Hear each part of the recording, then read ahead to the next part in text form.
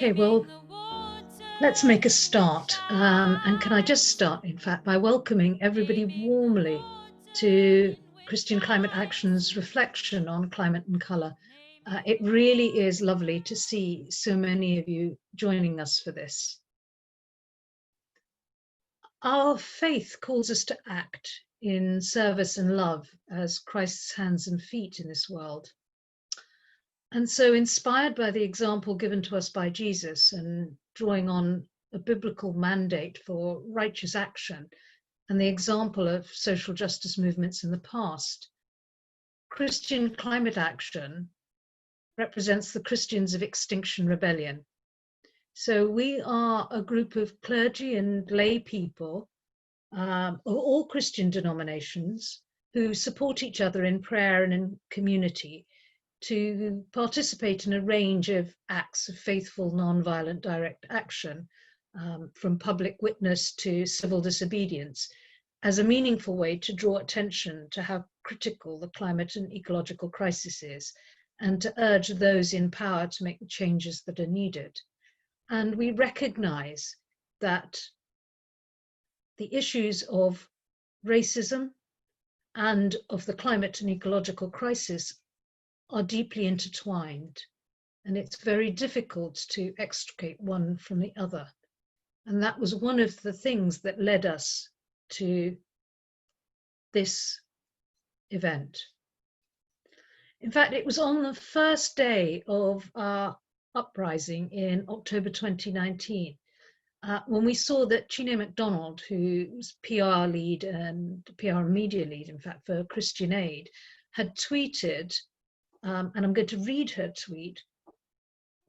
It was great to be on the Faith Bridge today, but reminded again of how monochrome the UK climate movement is, despite climate crisis globally affecting brown people the most.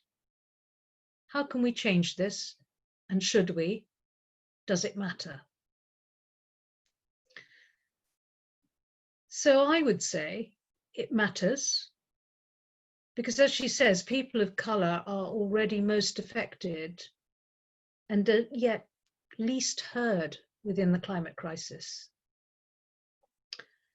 It matters because it's a reflection of the unconscious bias and the white privilege that's baked into our society. It's painful to acknowledge that missionary white Christianity is so culpable in the structural racism that continues to bedevil our society today. Its evangelism is deeply woven into the narratives of colonization, of slavery, of exploitation. And so, yes, my answer would be that we as people of faith who acknowledge God's requirement that we act justly need to work to change that narrative. And so a few days after that tweet, a small group of women sheltering from the driving rain and the police in Trafalgar Square had a robust conversation and made a decision on behalf of CCA to accept Chine's challenge and to take this forward. And in the intervening months, driven principally by Sam Lindo's passion and commitment, there have been meetings and discussions that have led to tonight. And this is the beginning of work that we each need to do in our own backyards before we think about what steps we should take to encourage people of colour to join our ranks. And I'd like to hold that in your hearts as I introduce our speakers. Each of our speakers will speak for around 15 minutes, and we'll have a minute of silence between each to allow ourselves space to move on. You can type some questions in the chat if you have any. If we have some time, we'll try and take some questions.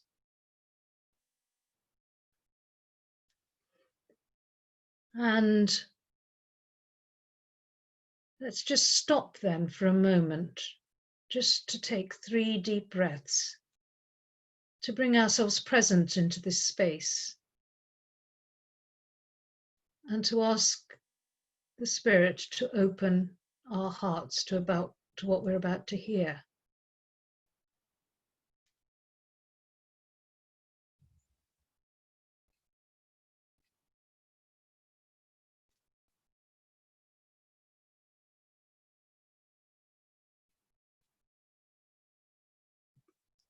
So Samantha Lindo, the first of our speakers, is a singer, spoken word artist, an activist and an educator based in Bristol. She's part of CCA, and her blog about her court appearance is featured in Time to Act. She taught at the Breaking Chains exhibition at the Bristol Empire and Commonwealth Museum. She studied post-colonial theory as part of our undergraduate degree, and she's going to be kicking us off reflecting on white privilege and activism.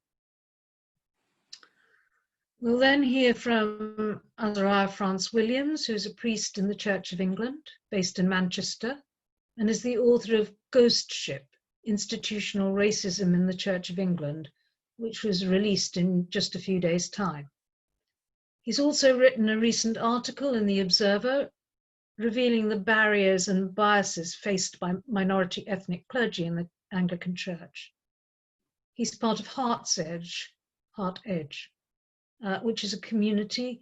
I'm not in fact entirely sure, but maybe he'll tell us what community that is. And he'll be talking to us about the structural racism of the church and beyond.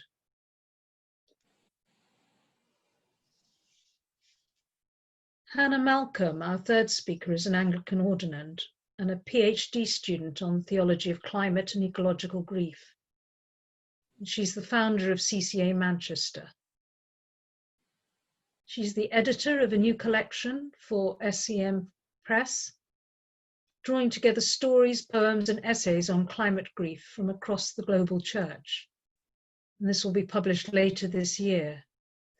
She'll be talking about how our racial lens affects how we feel and think and act around the climate.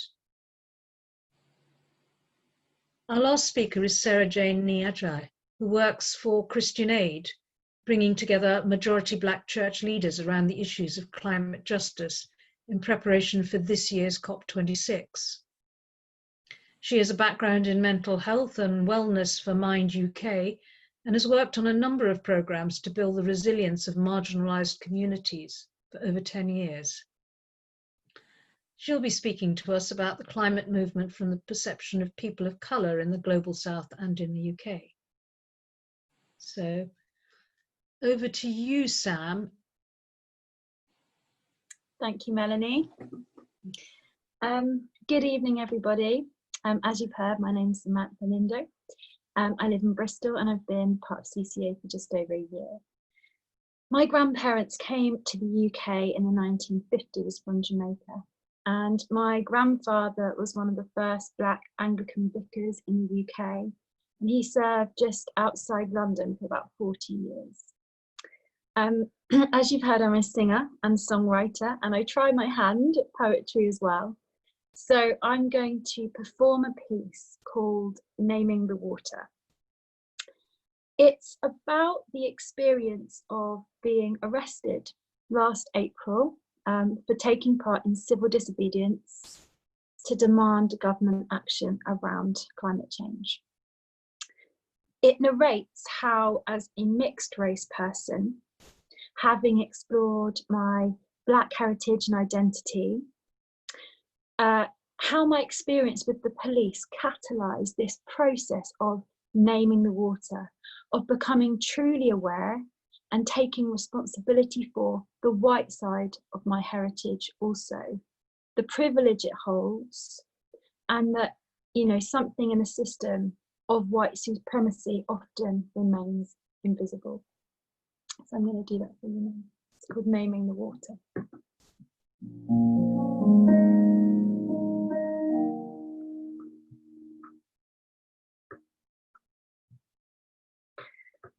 Naming the water in which lies, naming the water in which lies, naming the water,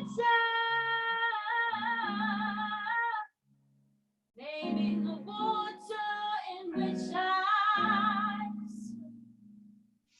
So I'm naming the water which allows me to swim, because I can belong if I want to. I can just about fit in and sing my mermaid song for my inheritance beyond.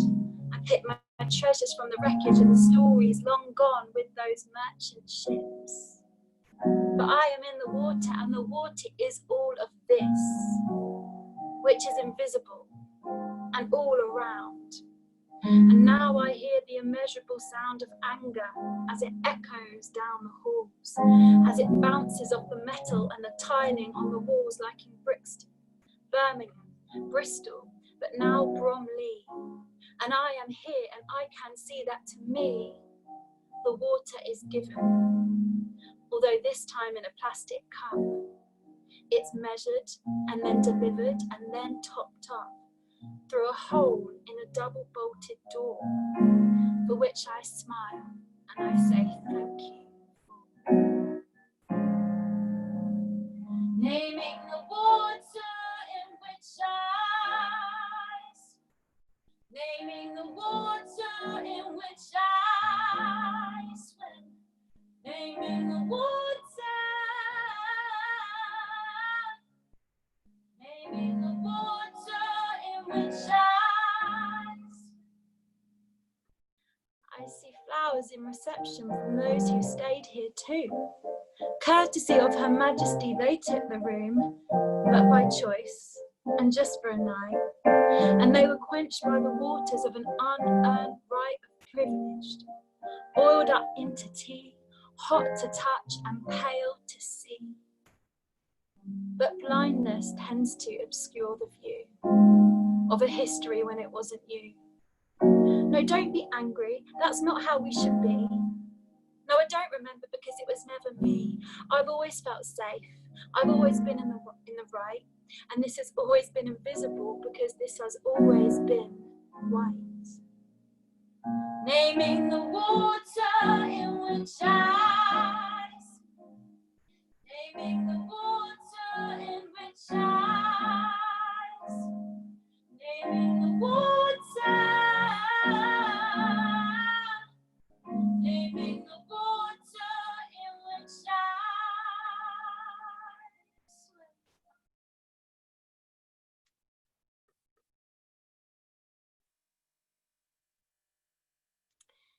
As I described in that poem, last year I was arrested by choice on Easter Day, and after my very calm, polite arrest, I spent a night in a cell. Although scary, disconcerting, unusual, I was treated with respect.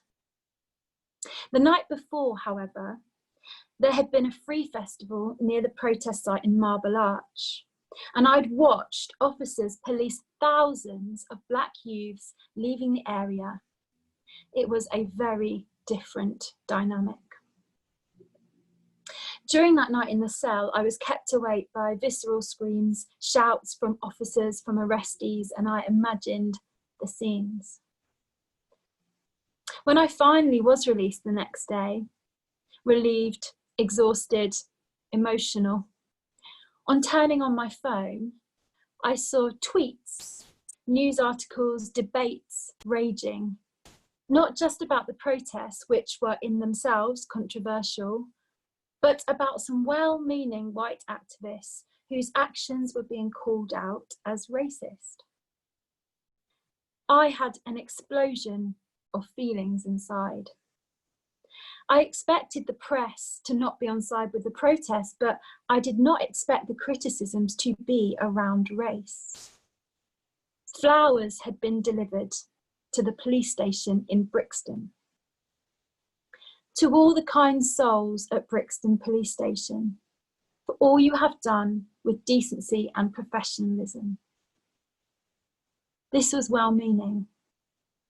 It was acting in non-violence, trying to break down boundaries with the police. It was acting to try and prevent runaway climate change, the effects of which are the most devastating to people in the global south, predominantly Black, Indigenous people of colour.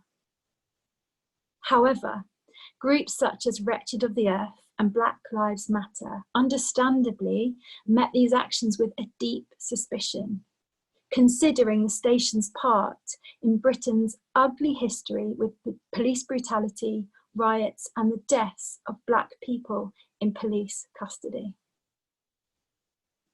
The police have historically reflected the institutionalised racism of the state, a state which just a short time ago in human history was propagating a white supremacist, dehumanising ideology in its science, its philosophy, and its religion to justify the enslavement, oppression, and colonisation of millions of Black and brown people all over the earth, and is now baked into our system.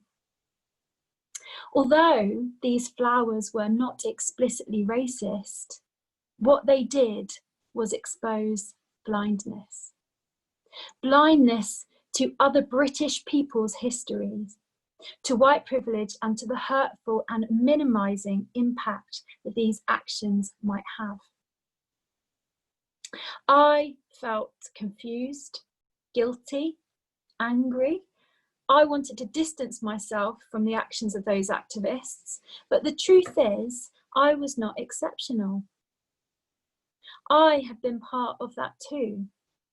I had joined in with those chants, police, police, we love you, we're doing this for your children too. And I too had meant well.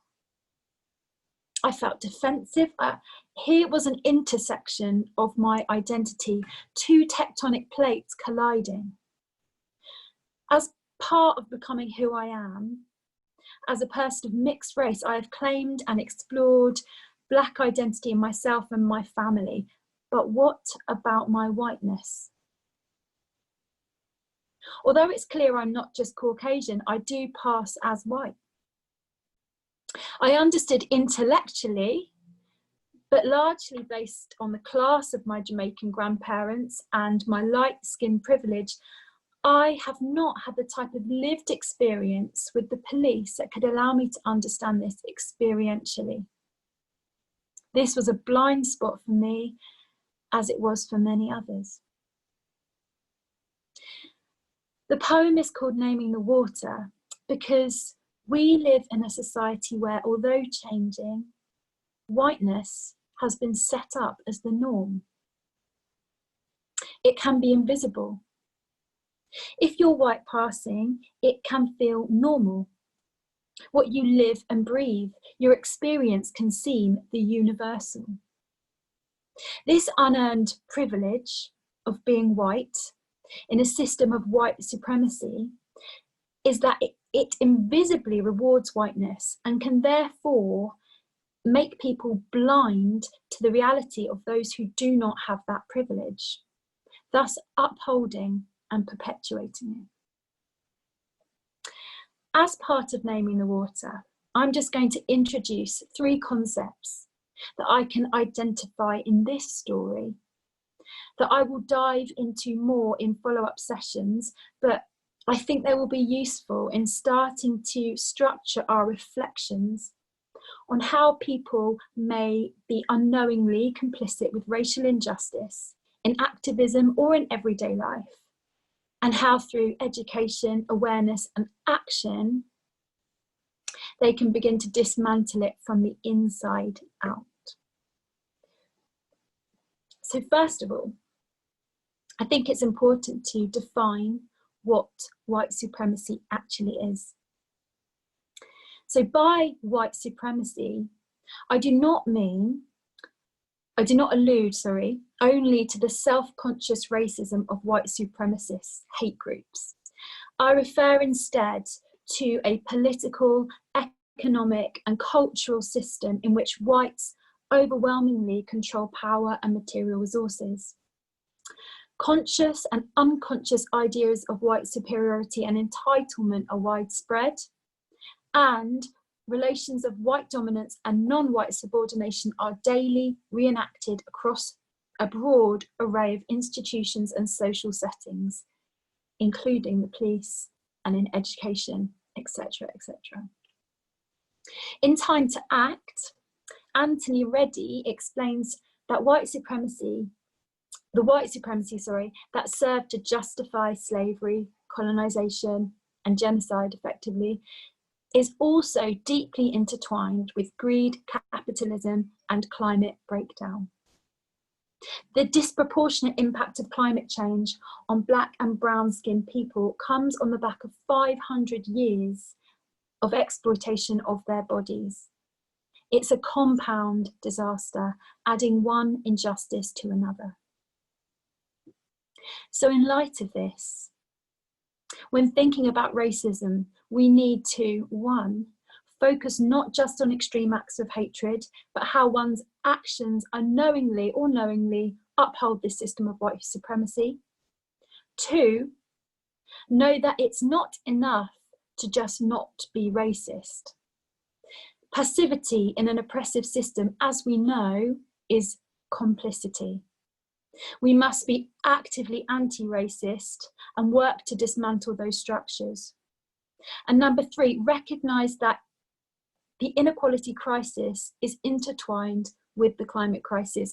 And if we don't work on both, we will succeed at neither.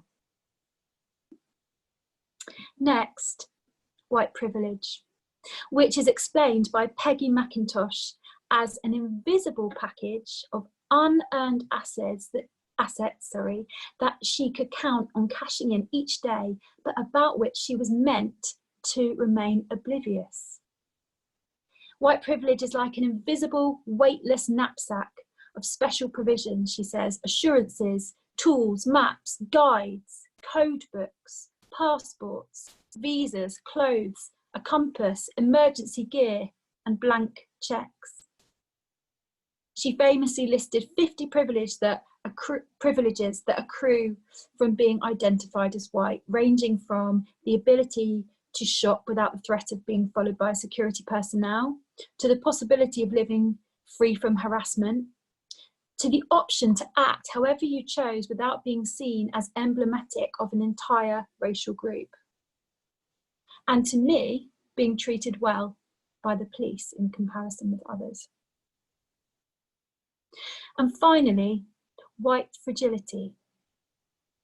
A phrase coined by Robin DiAngelo is the discomfort and defensiveness on the part of a white person when confronted by information about racial inequality and injustice, and the ability of white people to tolerate racial stress.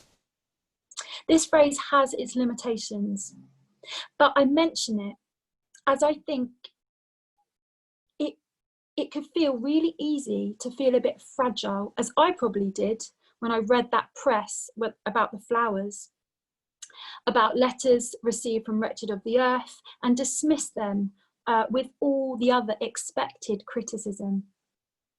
But having an awareness of the way our society is structured, privileges which may have previously seemed invisible, and this common fragile or defensive response, I think will give a greater self-awareness when having these healthy and inevitable discussions about race, as well as structure a process that, as we venture forward, will integrate this much needed active anti-racism into all levels of our activism.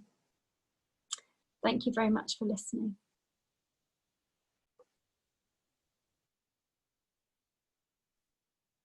Thank you, Sam. Let's just sit with that for a few seconds.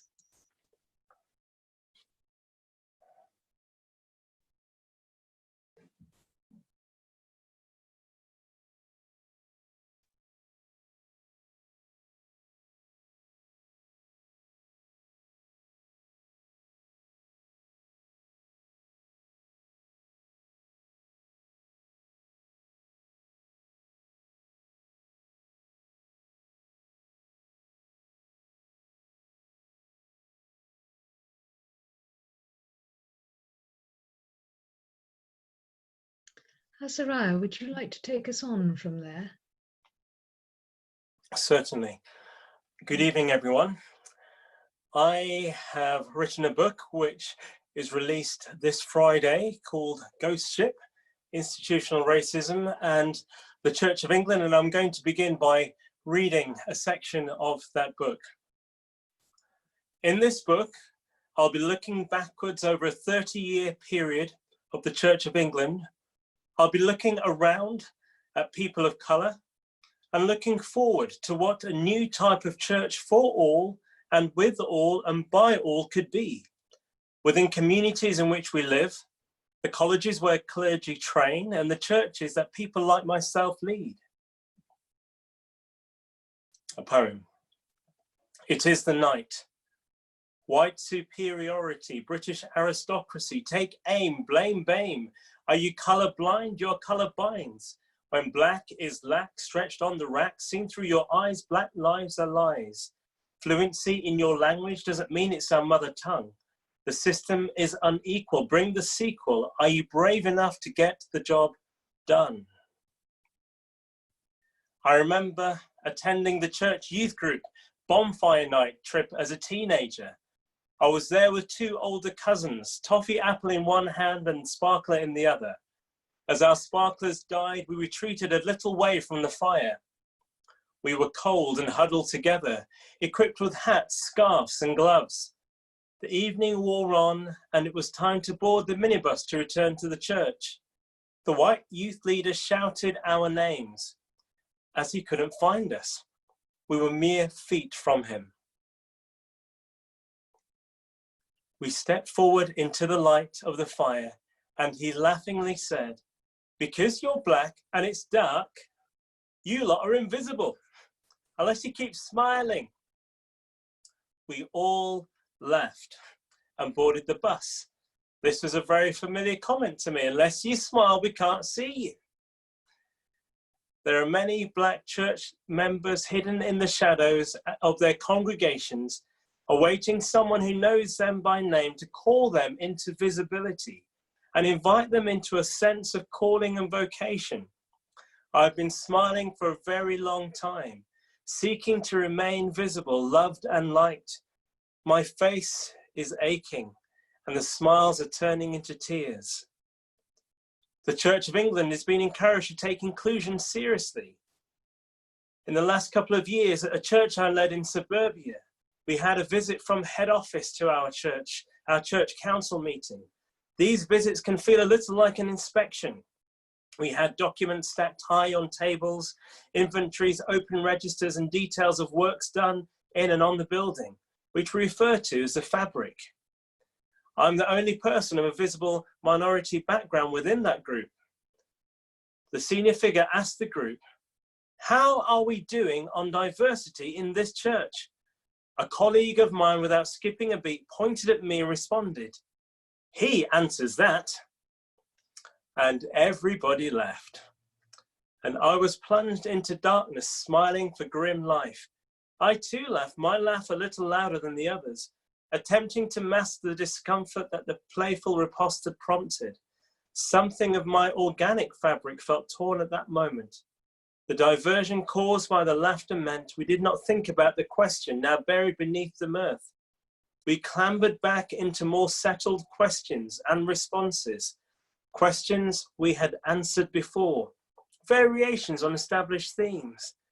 The question remains unanswered. I am not the answer. I dare propose a better question. How are we doing on equality in this church? And I could widen that to how are we doing, thinking about the comment by Chinna MacDonald on equality within our climate movement. At the beginning, when I was introduced, I was mentioned as a member of the Heart Edge Network. It's an ecumenical movement which arose out of St. Martin in the Fields Church in Trafalgar Square. And people coalesce around 4 C's. One is commerce, and commerce is grassroots. It's how can we become sustainable financially and economically. It is about culture, for those who are committed to humans flourishing. It's about congregations growing in love for God, for people and planet, and compassion, a willingness to walk alongside those who live in areas and arenas of suppressed abundance. I lived in an area of suppressed abundance as I grew up. I grew up in an area of Chapeltown called Leeds. It was like a bowl where successive waves of immigrants to the UK slid into and then assimilated to some degree and slid out the other side. The Jewish, the Polish, the Irish. But when black and brown people arrived in the 50s and 60s, they experienced a downward thrust of the bowl. But even with lots of momentum and hard work, the opposite side of the bowl had frozen over. And no amount of running, even cool running, was insufficient to make it possible to ascend and come out the other side. By the time I came along in the mid-70s, I had inherited an understanding that this world, the world around me, was not my home. Heaven was my home. And that is where nature and I would be in harmony. The spiritual, not the material, was the main focus. Saving souls, not soil. A few of us did escape the area, using the exhausted others as ladders, and those who remained there were the sellers, the street preachers selling Jesus, the owned women in the neighboring Hare Hills environment selling themselves, the street yardies selling drugs to posh white kids who had disposable incomes. There were the community workers, after-school clubs and play schemes where we'd go to the seaside, but rarely to the countryside. Somehow we knew it wasn't for us. The times that we did go as black and brown kids, we felt very conspicuous. We wore the wrong gear. We were unsure as we saw white people striding around as if they owned the place. And perhaps they did. As a street preacher myself, I remember speaking with a white homeless man once and telling him of the wonders of heaven one day. And he responded to me, never forget, he said, "The day that I meet a black farmer and landowner in Yorkshire is the day that I'll believe in God." I had no rejoinder to him because the manual on apologetics didn't cover that answer. The community activists where I grew up were seeking to rebuild morale after the riots or uprisings, depending on who you speak to.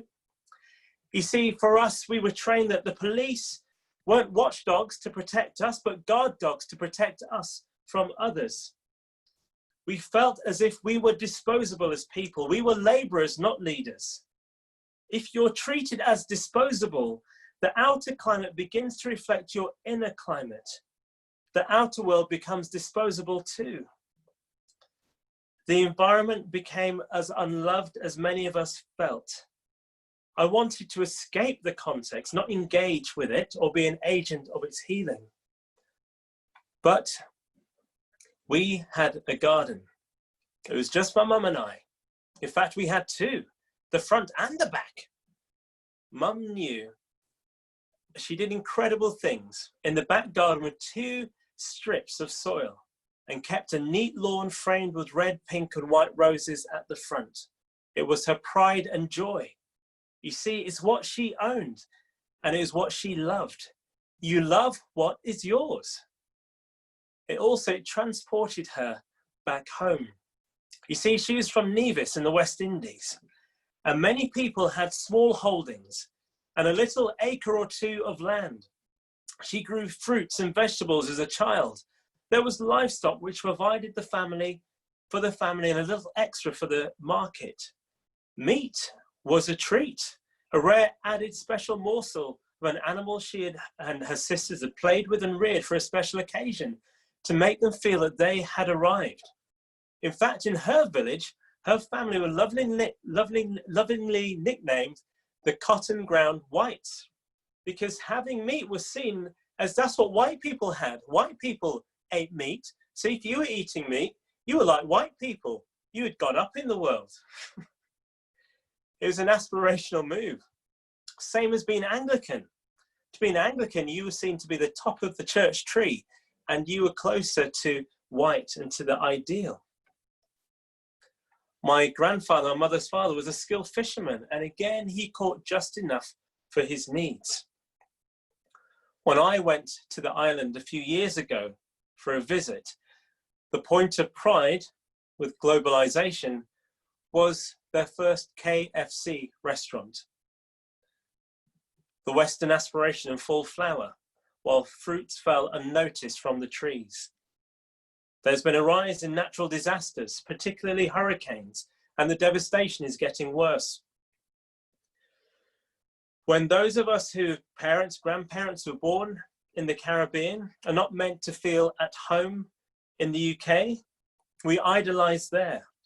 But with the climate catastrophe, it creates hard realities. I went to the Faith Bridge last year with my collar on and felt quite smug. A lady even wanted to film me. And she said to me, "Why are you here with us today?" I responded, "Well, one day I want my children to go and visit their ancestral home and see it being still there and thriving." Her immediate response was, "I hope you're not going to fly there." Again, my apologetics manual had no response. I felt less smug and conflicted. Other times that I've taken action have been the times like when I've been to alms fairs and I've stood in the road against a row of police. But growing up where I did, where police were the guard dogs, I feel an extra level of vulnerability. And I wonder if my collar, if my clergy garb is enough of a shield. So I've been really glad that at the Black Lives Matter protests of late, there's been a huge wave of white allies who can be a shield. And so I can stand behind you. I'm glad that people are beginning to listen. It's not always been the case. In my book, Ghost Ship, Institutional Racism in the Church of England, I consider the structural impediments to people of colour flourishing in the Church of England. And I wonder what the parallels are to be found in the climate movement. If you're black or brown, you can feel that you're part of the presentation of a thing, but not the production. If you're black and brown, you can spend much of your time in content generation, pouring out your grief with no destination other than a bin. Disposable lives again. So I'm nearly at the end of my time. The book Ghost Ship is out on Friday, and apparently I learned that there's been 249 pre-orders. Now then, that won't cover my airfare home. Sorry, I mean my electric bus fare home. So if you all buy 1 or 10, you know, we might be able to get there. So we're all on a journey. I ask you, can we journey together?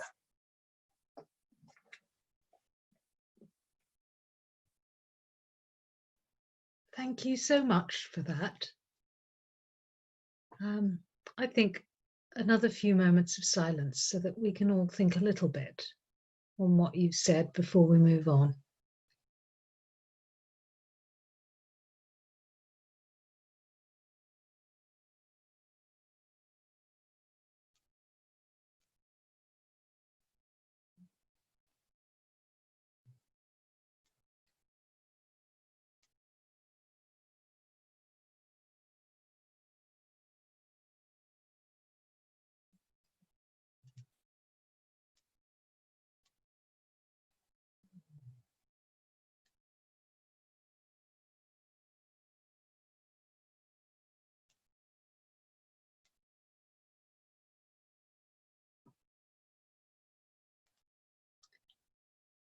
Hannah, I think the baton passes to you now.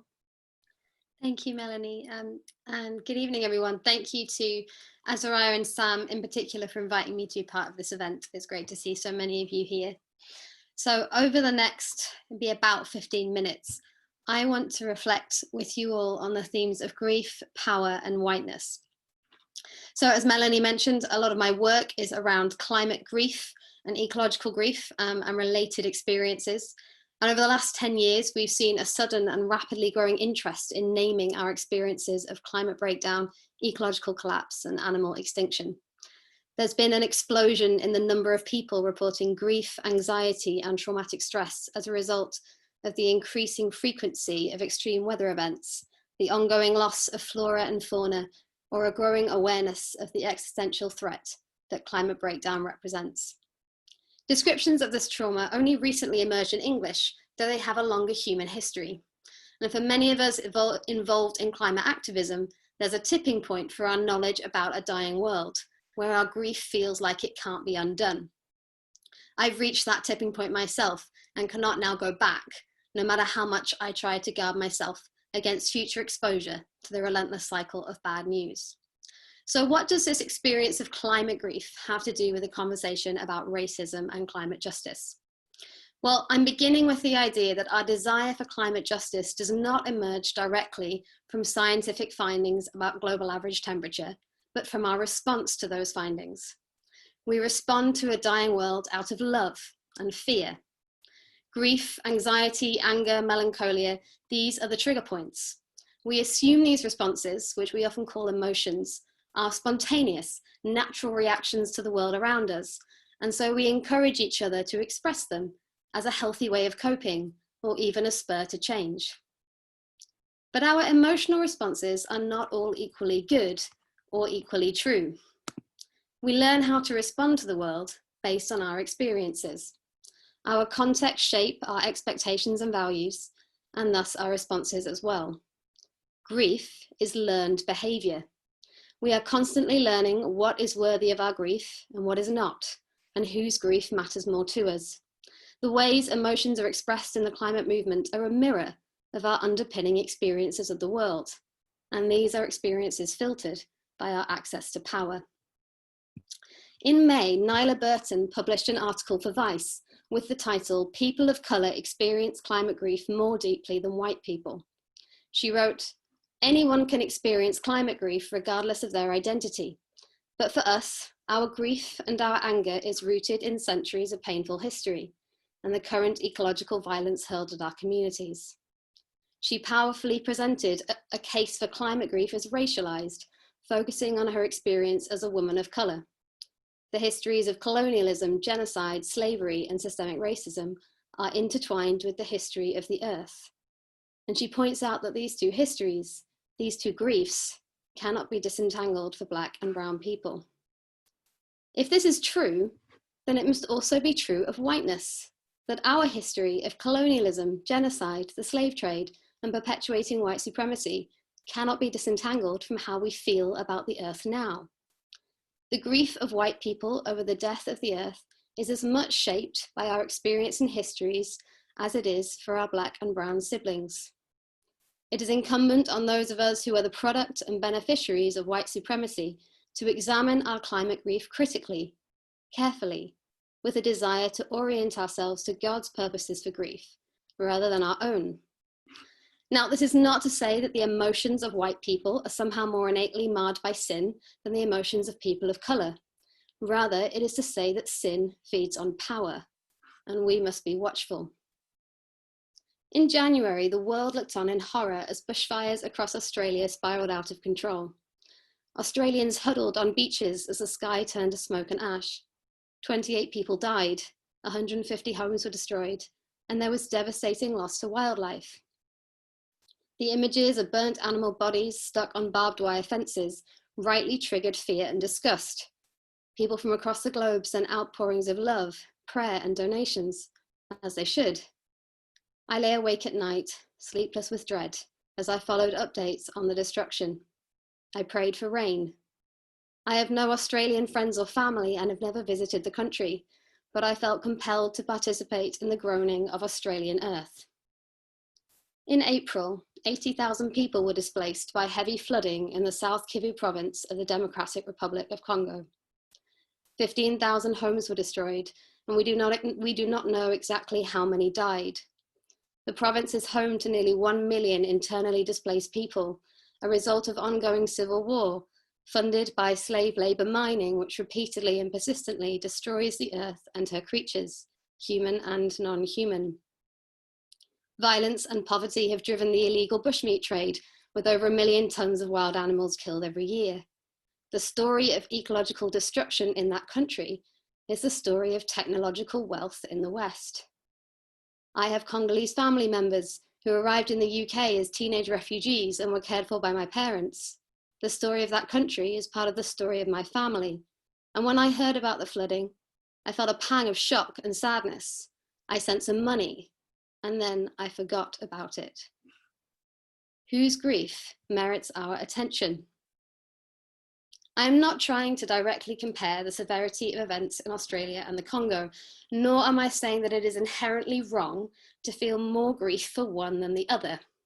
We are finite creatures who cannot and should not be expected to respond to every death in a dying world in the same way.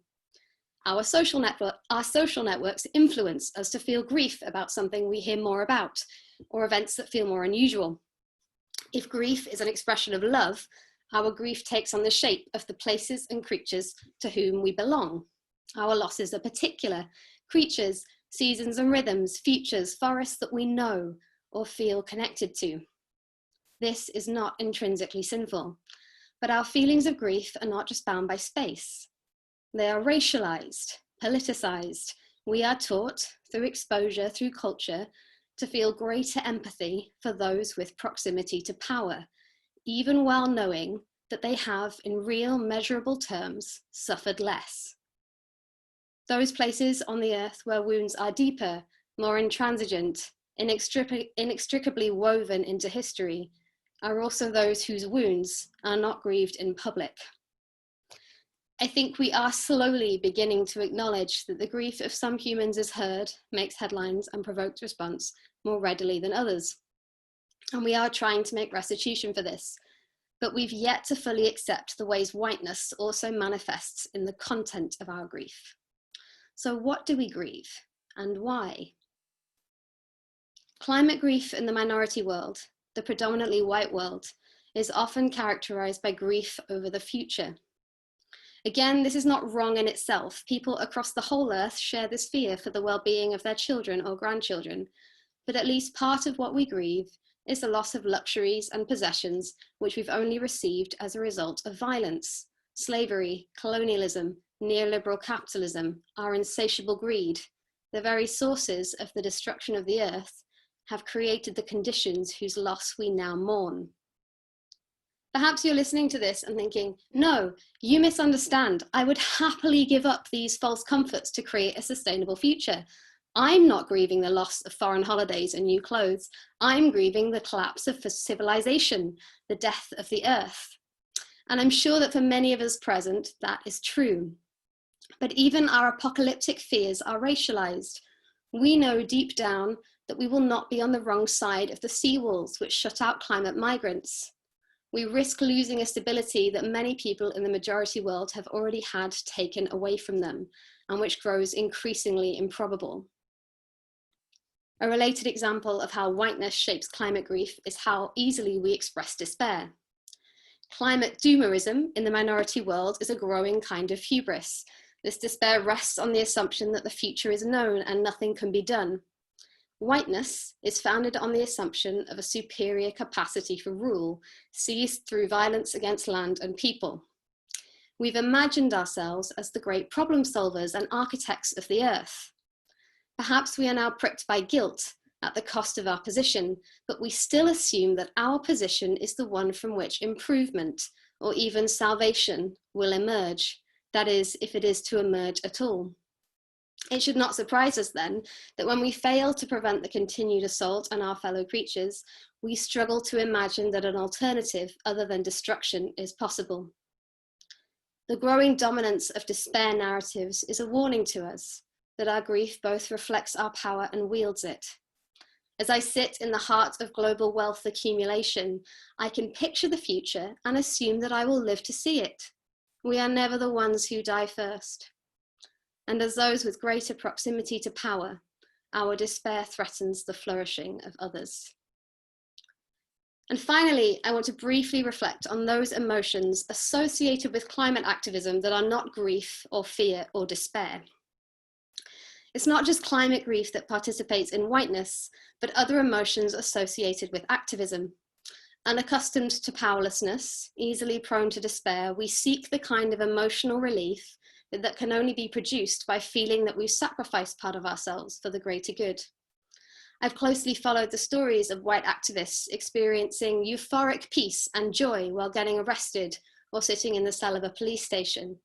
Not fear or anger or sadness, but something akin to happiness in the midst of otherwise painful feelings of frustration and sorrow. I don't think those feelings are intrinsically wrong, and I do not say this as a criticism of those who've been arrested. On the contrary, I'm very grateful for the commitment you've made to climate activism, and I believe that white clergy in particular should be more willing to take that risk. But we must admit that such feelings, buoyed as they are by a relative lack of threat, as Sam described earlier, are possible because of our proximity to power. And if we talk about those feelings, those experiences, as though they are universal or even common for encounters with law enforcement, we expose the narrowness of the movement. More insidiously, when we talk about those feelings as universal or common, we imply that sacrifice for the climate movement should be accompanied by peace and joy as a mark of its holiness. But holiness is not and cannot be understood through the lens of whiteness. I want to close with this reflection. As I said at the beginning, I believe that grief is a learned behavior. And so when I say, when I make these points, I am not condemning my fellow white people to an inescapable series of emotional responses that are unchangeable, or saying that your internal life is somehow constantly problematic. What I'm saying is that our climate grief can be treated, all of us, as a kind of moral problem, a spiritual problem to consider. If grief can wield dangerous power, it's not good enough to treat all of our feelings as simply natural and therefore innately worthy of expression. The question of who grieves and how and what is a question the Church must take seriously. We are, after all, disciples of the man of sorrows, well acquainted with grief. But so long as we treat our grief, and especially grief rooted in our proximity to power, as innate or natural or above question, we will be unable to listen to our teacher. If instead we understand grief as learned behavior, we can learn to follow Christ, who gave up power in order to dwell amongst us. We will not be guided by white supremacy's desire for self-preservation, but by the one who blesses those who weep. If sin is manifest in our reactions as well as our actions, then, as the Apostle Paul instructs, let us be transformed by the renewing of our minds, to grieve with humility, not hubris. Thank you.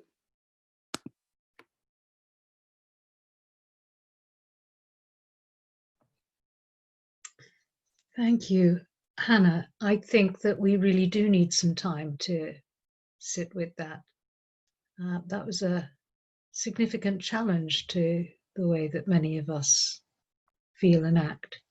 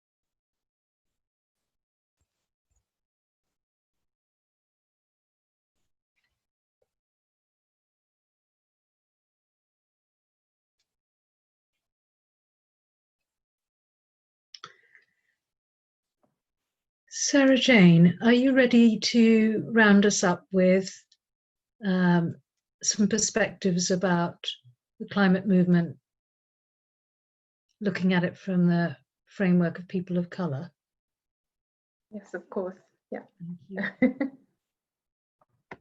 Okay, well, good evening, everyone, and thank you so much for inviting Christian Aid to be part of these pertinent and such important discussions. I'm just going to briefly talk about those affected by climate change and shed a light on their needs, as much as also what perhaps we need to think about in terms of how we involve them in these discussions and also in the wider movement.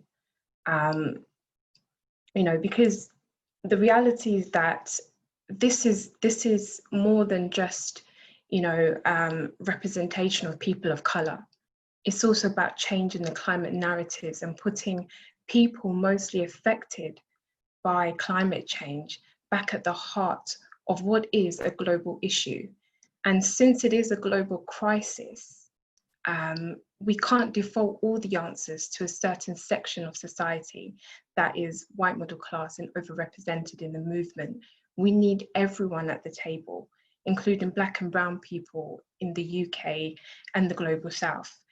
Because the harsh reality of climate change is that it is affecting Black and brown people around the world in unequal ways. As people of colour, we live in the most deprived areas in the UK and the global South. Our families are confined to overcrowded living conditions where self-isolation is not an option. Those on low income have no choice but to work on the front lines, often in unsafe conditions, risking their lives to feed their families for less than the living wage. And in our cities, Black and brown people are often worse affected by air pollution, with high reports of asthma and other health conditions.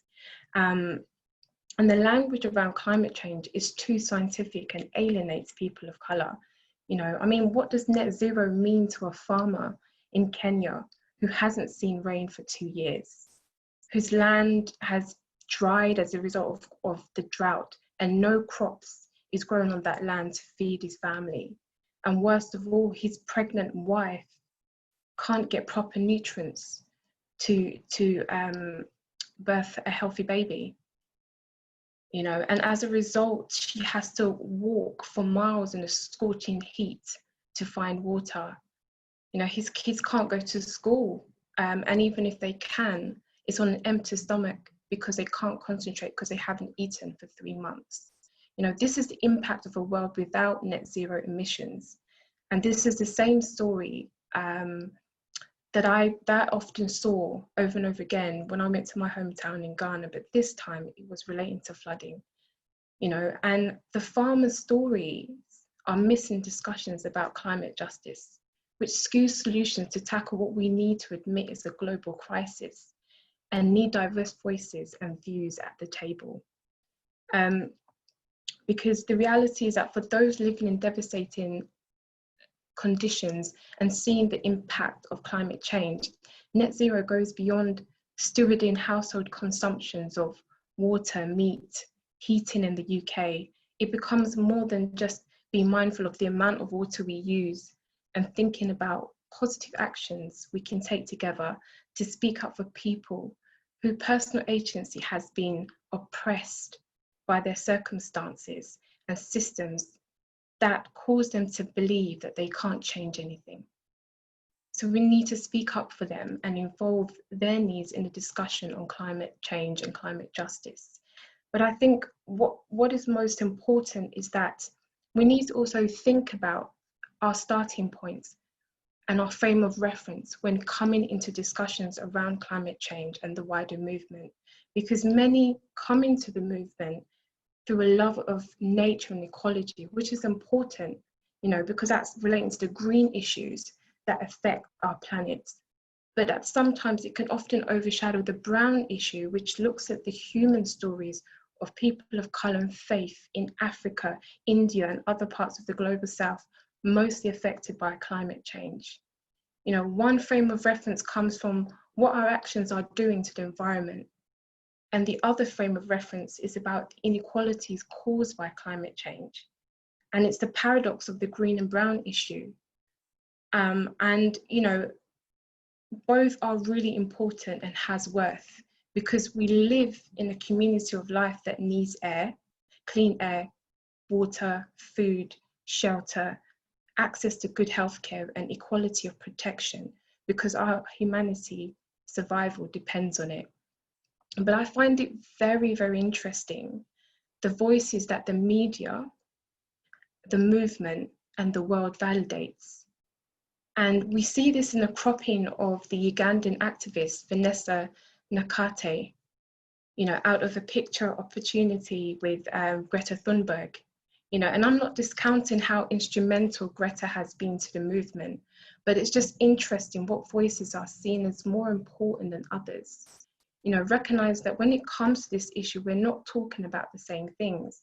Greta has been instrumental in talking about climate change in terms of how our actions are affecting the environment, the causing of flooding, droughts, and other natural disasters. But Vanessa represents climate justice, which is about protecting the rights of those mostly affected by climate change. One is living in it, seeing the devastation that this global issue is having in her community, the lives lost and the people left to pick up the pieces with no support. The other can return home to Sweden, and everything is intact, knowing that people validate her voice and views and has the support of the whole world. The other's cropped out of a picture and has to call the media out before her voice, views, and experiences are recognized. One is brought up believing that she has a right to exercise her personal agency. The other is treated like she doesn't have a right to do that. And worse, the devastation she sees around her, which affects her faith in her personal agency to change, doesn't matter. Both are talking about their struggles of the global crisis from different frames of reference.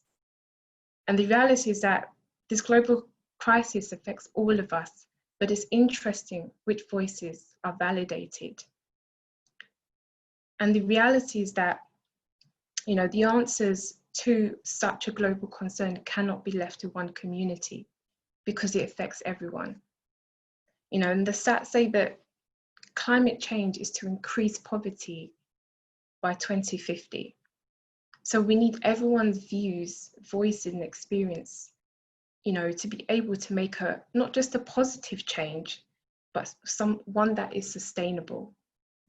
And so I just wanted to close by, kind of for us to reflect, lament on, what our default is and what our frame of reference are when we're coming into, discussions around climate justice, and how do we open doors for people who also have a climate story because they live in areas that are affected, but we often ignore. Or sometimes the topics that we discuss are based on nature and ecology, which has worth, but often at the expense of the human stories of people that are mostly affected. But more importantly, their dignity needs to be safeguarded because they don't necessarily have the voice to speak up for them. So I hope that we can reflect on these things and be able to think about, what we can all do to include these people in the discussions. And I'll just like to leave with Micah 6, verse 8, which says that as believers, God has shown us what is good. And what does the Lord require of us? Is to act justly and to love mercy and to walk humbly with our God.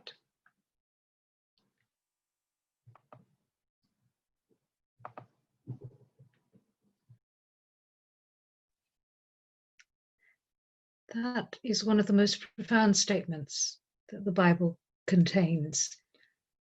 And I think it's really important that we just spend some time just with ourselves thinking about how we might do that. So I'm going to hold the silence for about a minute now before I begin to take questions.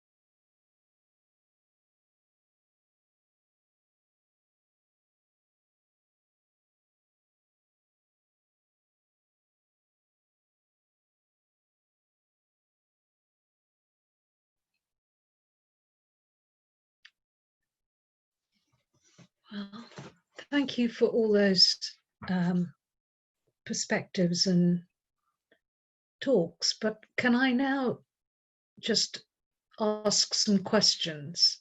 And there may be some coming up in the chat, and I'll have a look in a minute. But can I just start by asking any one of you who wants to jump in to think about this question. Will an economic recovery plan that's steeped in sustainability help redress the structural racial unfairness in society? So is there anyone who just wants to think about that one for a moment?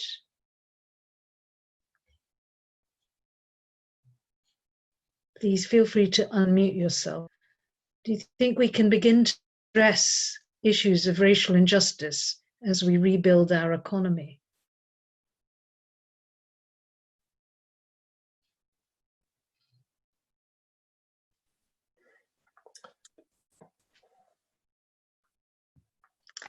I can see, Azariah, you've unmuted yourself. Does that mean that you're willing to venture in on this one?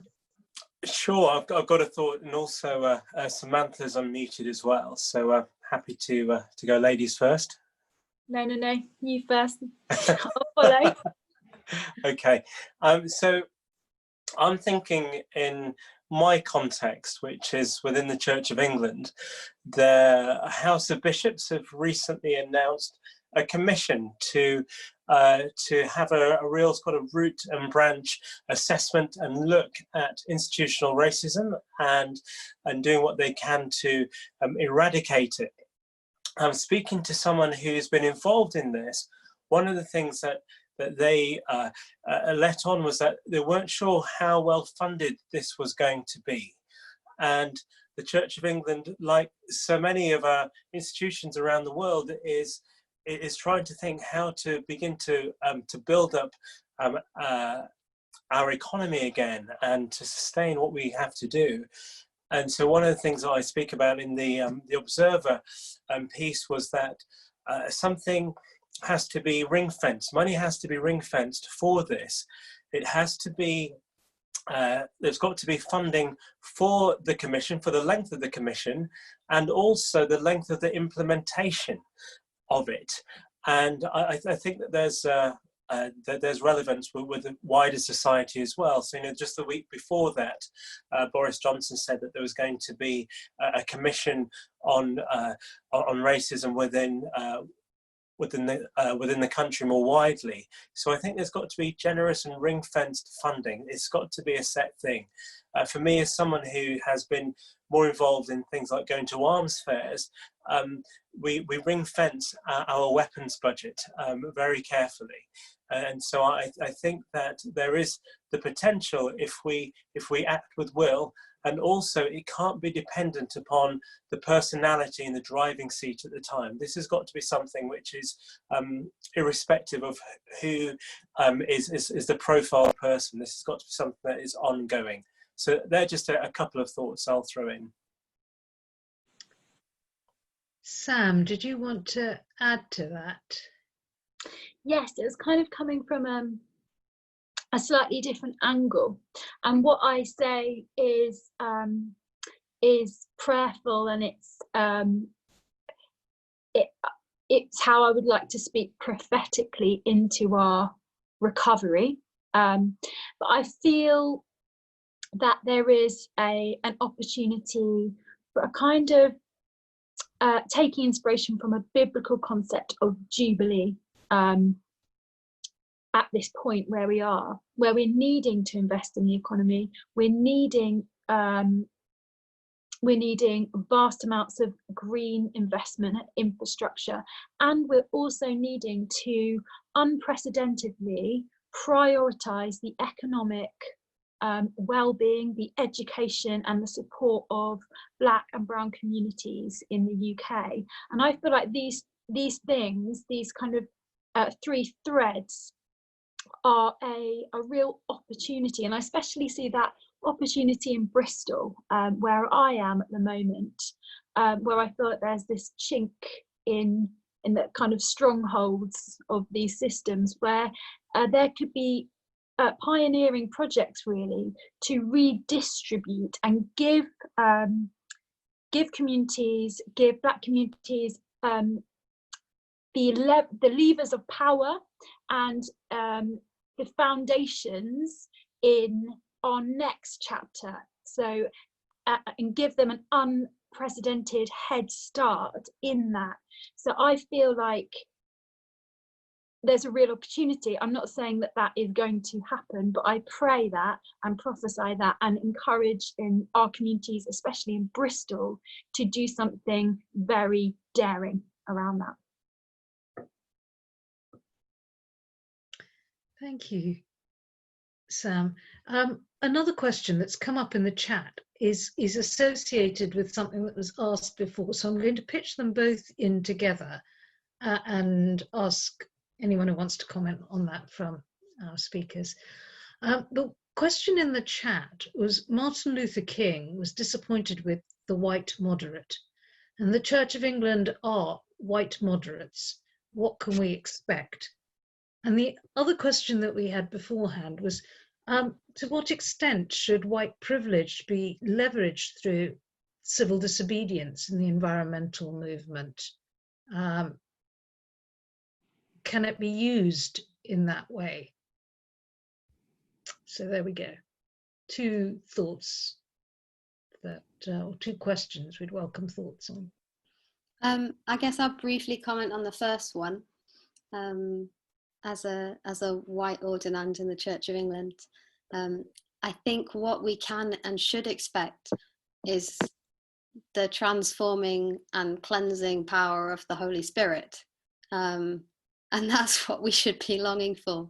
I think it's a fair and accurate critique of the Church of England's general approach to political questions. But I think that it's very easy for us to imagine that the way things are now is the way that they will remain. And I think we have to invest greater faith in the revelatory power of the Holy Spirit, that God will continue to reveal what God longs to see his people do. And I think that applies here just as much as it does everywhere else.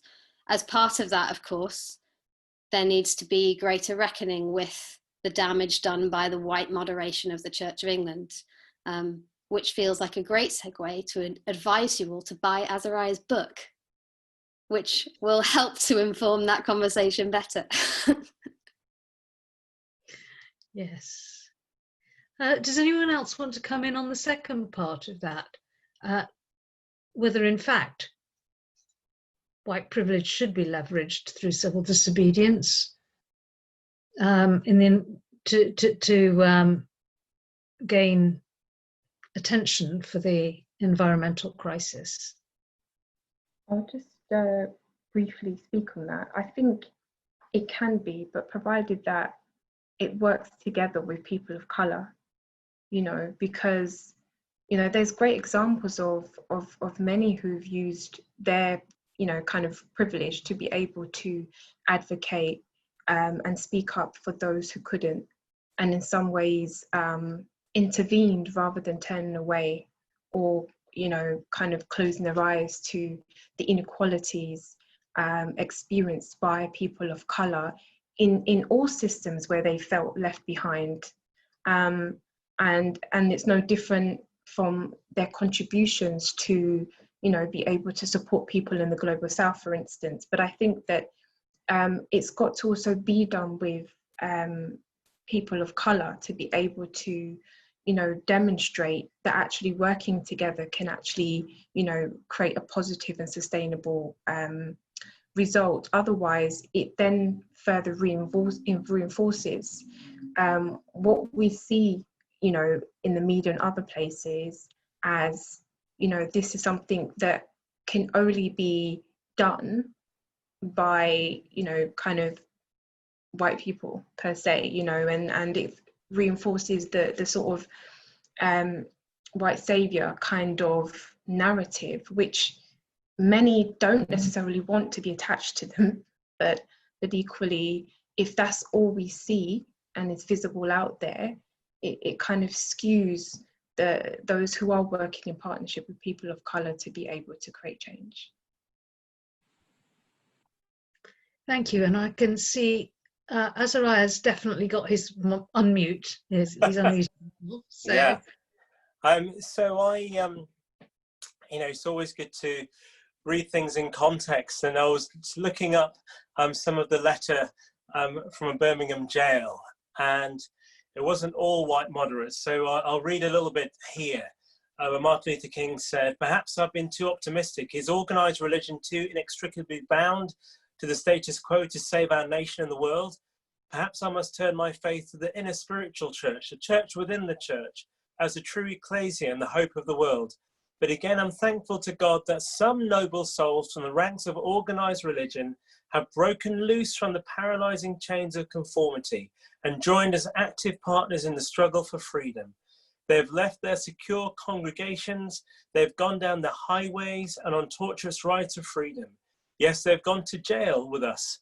Some have been dismissed from their churches, have lost the support of their bishops and fellow ministers, but have acted in the faith that right defeated is stronger than evil triumphant."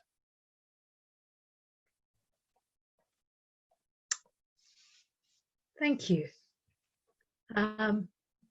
Let's move on because we are beginning to run out of time to another question. Because this one's quite important. There are two kind of aspects to this. One is a question that's come up in the chat, and one is that we've had earlier. The question in the chat is, does the panel think there are institutional changes that we in the UK can make in our churches to ensure that the voices and perspectives from the global south are duly heard? For instance, are there ways of linking with and listening to congregations suffering the impacts of climate change? And the more general question is, practically speaking, how can we amplify the voices of the people of colour who are most affected by climate change?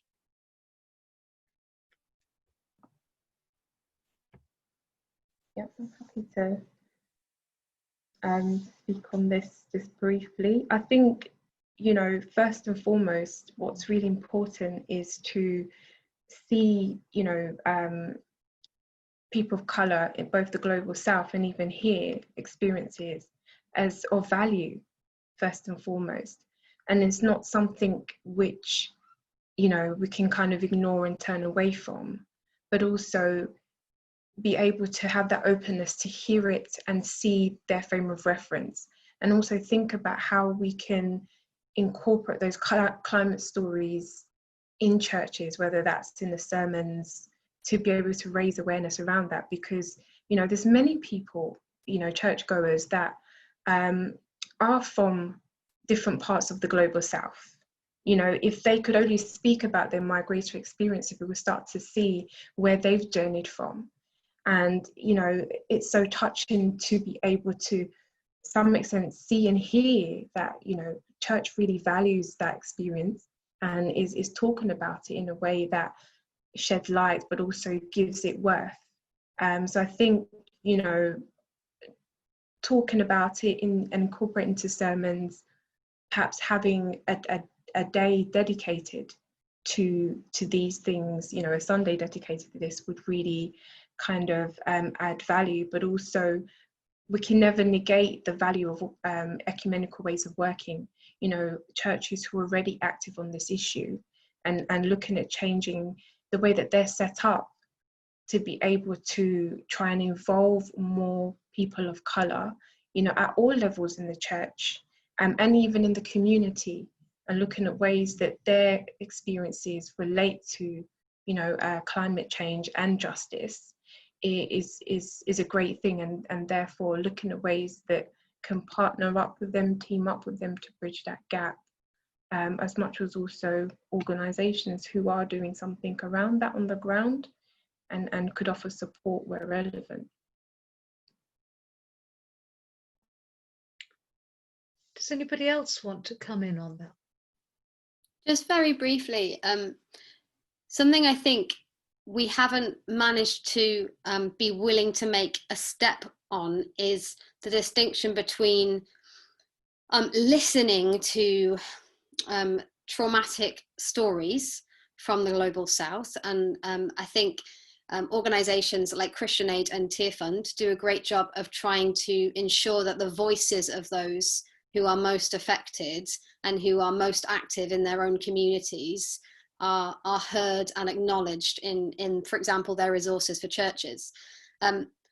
One of the steps I think we need to take beyond that is thinking perhaps on the bigger scale of where we're investing in leadership and theological education in communities, and particularly for women of colour in the Global South.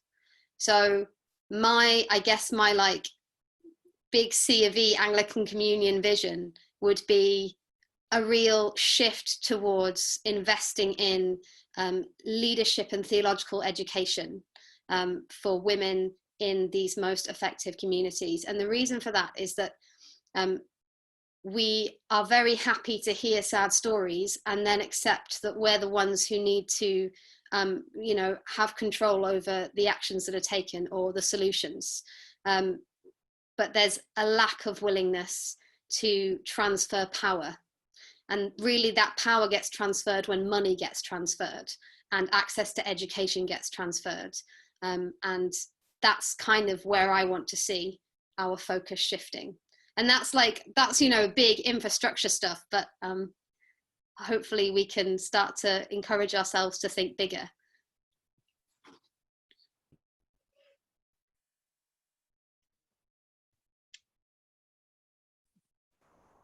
And I think, Azariah, you've just unmuted, so I'm going to give you the last word on this. I would say, as well as the macro, the micro is important. So where do you live? Who are your neighbours? Who can you invite for a meal?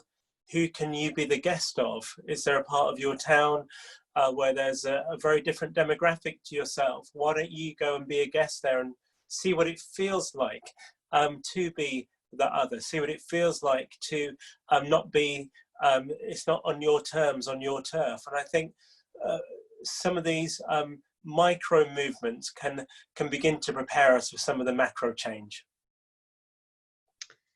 Thank you. And with those ideas of preparing ourselves by experiencing otherness and thinking about transfer of power, I'm going to draw the question and answer session to close, because I want to thank all our speakers for their very, very powerful contributions.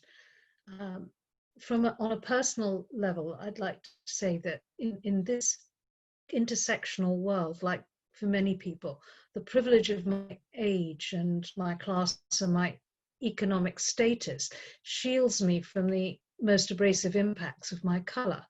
And so listening to your insights that you've offered and the generosity with which you've given of yourselves has been really powerful for me. And I'm sure that that is shared by many people who've been listening to you this evening. So thank you very much on behalf, not just of myself, but of everybody. And on behalf of Christian Climate Action, particularly because you have been willing to give up your time this evening to come on our panel. For those people who are listening, if you'd like to continue on this journey, then there are some resources that you might want to follow up. The links are in the chat, and we'll be sending up a follow-up email to everyone who's signed up today with these details. But the first one is the book that we've all been talking about so much, Azariah's book, The Ghost Ship, Institutionalised Racism in the Church of England. 3 days' time. You can get it via the link that's in the chat. And I can tell you that if you order it now, you'll get a discount. I've seen on the publisher's website that you will get £4 off the book if you do it now. You can also order the Christian Climate Action Handbook, which I'm holding up now, called Time to Act. This includes chapters by Hannah and Samantha, and by Dr. Anthony Reddy, who Samantha spoke about. And there's a podcast, in fact, and that's, I think, linked in the chat, but it'll certainly be on our email if you want to listen to that. But it tells of lots of stories of people who went to the April and October rebellions and their experiences in Christian climate action. You can listen again to Sam's poem, and you can find her other music via her blog, which is samanthalindo.com. And again, I think that's in the chat. And you can follow Hannah on Twitter and keep up to date with her work. She's M. Malcolm, all one word. The event this evening has been run in partnership with the Youth Christian Climate Network, YCCN, which is a group of young Christians who are passionate about working to eradicate climate injustice. They're currently in the process of forming and setting up YCCN, and would love to hear from anyone who's interested in joining them. The email is catroland with the K 97@gmail.com, but again, I suggest having a look in the chat or the email that's come out. Christian Climate Action have a number of events coming up,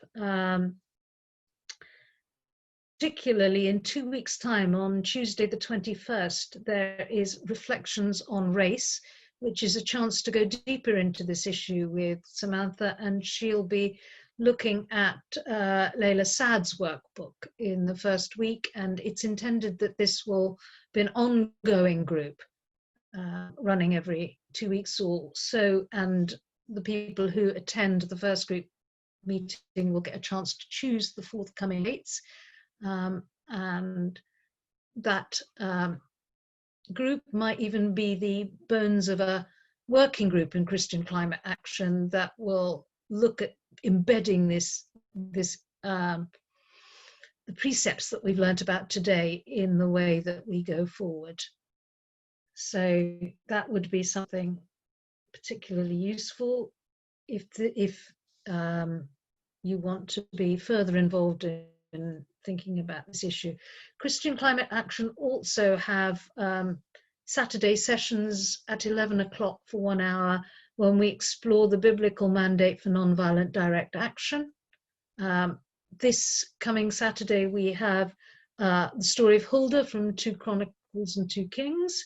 And the following Saturday, that's the 18th, we have a session on Ezra.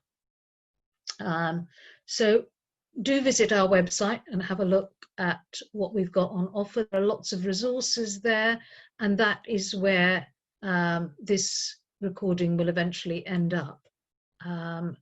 We also have a presence on Facebook and on Twitter, so you can find out what we're doing. I think I have one last minute to finish with a prayer. So I was going to say let's close our eyes, but I can't close mine because I'm going to read this. But maybe we can just take a moment and a deep breath. Good and gracious God, you invite us to recognize and reverence your divine image and likeness in our neighbor. Enable us to see the reality of racism and free us to challenge and uproot it from our society, our world, and ourselves. Amen. And it just remains for me to bid you a good night and to say thank you for coming. We hope that over the forthcoming weeks and months, we'll meet many of you again in our different contexts.